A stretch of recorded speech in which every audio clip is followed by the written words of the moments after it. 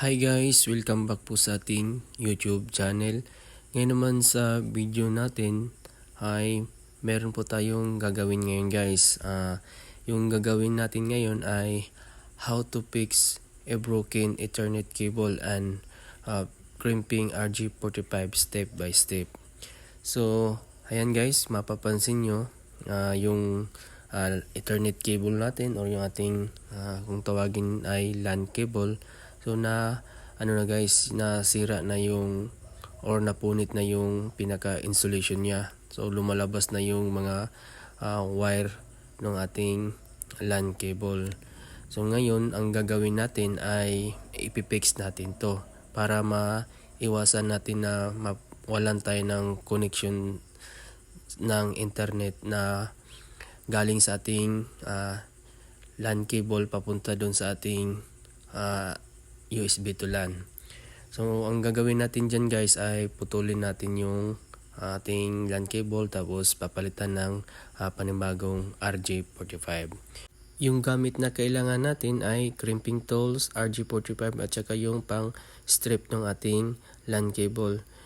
So umpisa na natin yung pagputol ng ating LAN cable. So gagamit tayo ng crimping tools dito.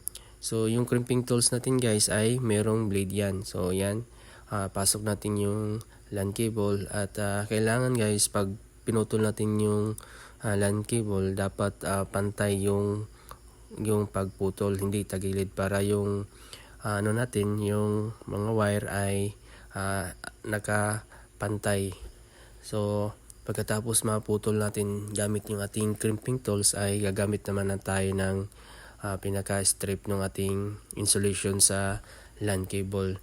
So kailangan natin dyan guys ay press natin yung na yan, yung kulay dilaw. So tapos bubuka na yan at ipasok natin yung LAN cable.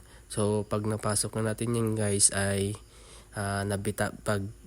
binitawan na rin natin yung pag-press natin ay ikutin natin. So pag ikot niyan ay masusugatan yung pinaka-insulation niya. So pag nasugatan na yan guys ay matatanggal na yung insulation niya. So pagkatapos naman guys matanggal yung insulation niya ay kailangan ihiwalay natin yung ating wire. So merong 8 wire yan guys na iba-iba yung kulay. So pagkatapos mahiwalay yan ay kailangan ituwid natin yung bawat wire para diretso siya pag pinasok natin sa ating RJ45. So yung natin guys, yung LAN cable merong 8 yan kulay. So kailangan i-arrange natin yan ayon sa pagkasunod-sunod kasi meron tayong sinusunod dito na color code pagka pinasok natin sa RJ45. So yung unang kulay ay white orange, pangalawa orange, tapos white green, sunod ay blue, tapos white blue, tapos green, white brown at saka brown. So yan yung 8 kulay na ipapasok natin dun sa RJ45. I-arrange na natin yung wire. So una ay white orange, tapos pangalawa ay yung orange, tapos yung pangatlo ay white green, tapos yung pang-apat ay blue, tapos yung pang-5 ay white blue, tapos yung pang-6 ay white blue, tapos yung pang-7 ay white brown, tapos yung panghuli ay brown. So yan yung 8 kulay guys. So kailangan natin ay i-arrange natin yan at yan ipitin natin sa ating mga daliri at dandahanin nating i-stretch yan para ma-align talaga ng husto yung 8 wire. So yan. So pagkatapos na ma-align na yan guys ay isusukat natin dun sa ating RJ45 para makita natin or sukat natin kung gaano kahaba yung ipapasok natin at yung puputulin natin. So yung ibang ano kasi guys, yung ibang RG45 hindi na natin kailangan isukat-sukat pa.